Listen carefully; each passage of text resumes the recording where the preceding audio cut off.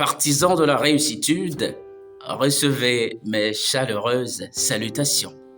L'indiscipline, le manque de discipline, le manque d'autodiscipline, voilà encore un élément qui est un facteur d'échec. Voilà encore un ennemi de la réussite de vie.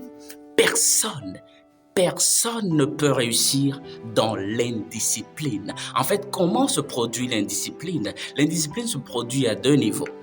Premier niveau, la mauvaise ou la non-gestion du temps. Ça, c'est le premier niveau de l'indiscipline. Le deuxième niveau de l'indiscipline, c'est le non-respect des règles.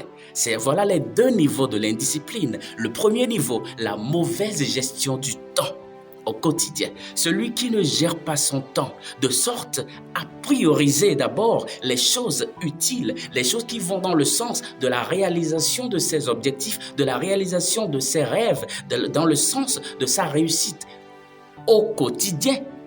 En priorité, je veux dire, celui qui ne fait pas de ses objectifs, de ses rêves, de tout ce qu'il doit faire pour réussir sa priorité au quotidien est un indiscipliné. Et deux, celui qui ne respecte pas les règles qu'il s'est imposées lui-même ou les règles que la société a imposées pour le bon vivre ou le mieux vivre est également un indiscipliné. Mais je parle surtout de celui qui ne respecte pas le temps.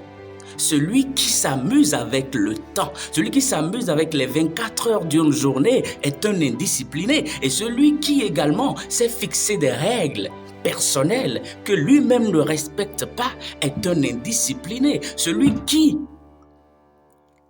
a des valeurs qu'il ne respecte pas est un indiscipliné. Celui à qui on a enseigné des valeurs qu'il ne respecte pas est un indiscipliné. Celui qui a reçu une éducation et qui ne suit pas est un indiscipliné. Donc un indiscipliné ne réussit jamais.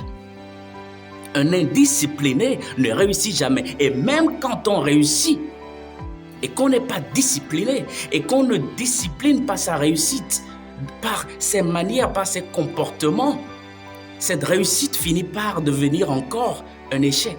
La discipline est fondamentale pour la réussite. La discipline dans la gestion du temps et la discipline dans le respect des règles que l'on s'est fixées soi-même et des valeurs de la société. Je suis Luc Rossinon.